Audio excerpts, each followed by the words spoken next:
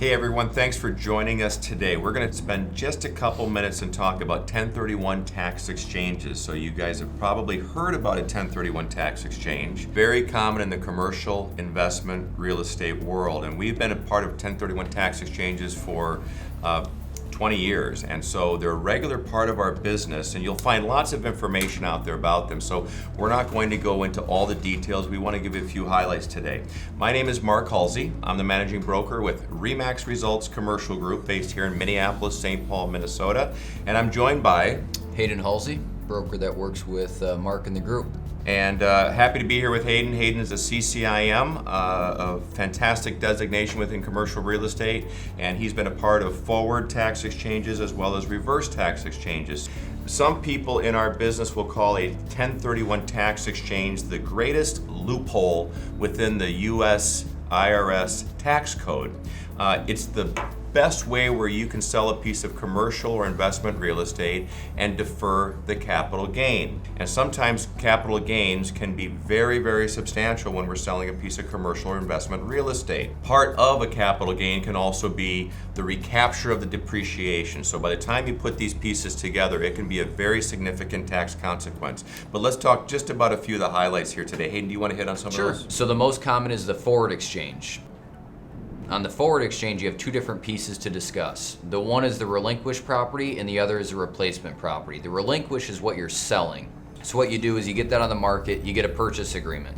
Once you have that purchase agreement and you're working towards closing, you have to get it set up with the title company and your qualified intermediary. That's who helps you with that 1031 exchange, because when you actually go to closing, you can't touch that money.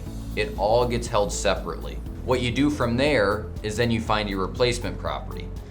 You can identify up to 3 properties within 45 days of closing. You can, in theory, do more than 3 properties, but then you get into the 200% rule, meaning you can identify more than 3, however, it can't be more than double the value of the property that you sold, your relinquished property.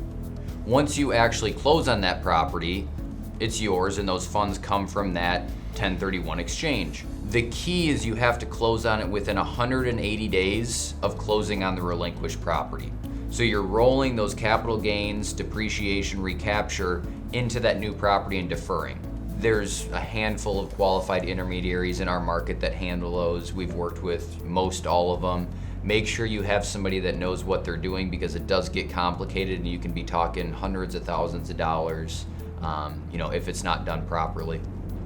The reverse is the opposite. We don't see a whole lot of these. The hard part with the reverse, naturally, is somebody has to have the money to be able to purchase a property without selling their other. So, meaning, if you're buying $1 million property, you're not pulling the money from your relinquished property. You got to go be able to purchase that property, then you sell the other. So a little bit more challenging, and not many people can bite that one off. So that's kind of the quick overview and highlight there. Yeah, and I think an important point as well. Hayden mentioned quickly the qualified intermediary. So that's called the QI in a 1031 exchange. So the QI, the qualified intermediary, they are the group. Sometimes it's a person. It might be a lawyer who works within the title company who will serve as the QI. Should there ever be an IRS audit, the IRS is actually auditing the qualified intermediary. They're not going to the consumer per se, the person that did the actual 1031 exchange. They're dealing with the qualified intermediary. When you have to identify your 3 properties within 45 days, that's not something that gets turned into the IRS. That's something that is essentially sitting in the file with the QI in the event that the IRS wants to do an audit. And that's when they are going to step in and start dealing with the qualified intermediary. Many times people will go through a commercial sale and then they realize that, oops, I need to do a 1031. That's a little bit backward. You want to know ahead of time before you're selling that commercial investment real estate that you're going to want to do a 1031. In the old days, it was really important that we disclose that to all the parties, that this was going to be a 1031 tax exchange. We want full cooperation from all parties, and we have a QI ready to handle this on behalf of the clients, on behalf of all the parties. So I think those are some of the highlights today. There's a lot more information out there on 1031. Like with any commercial investment deal, you want to surround yourself with the experts. We appreciate you joining us today. We hope this was helpful. Certainly check out the rest of our videos on our YouTube channel. And if you need anything else, just check us out at resultscommercial.com. Thanks again.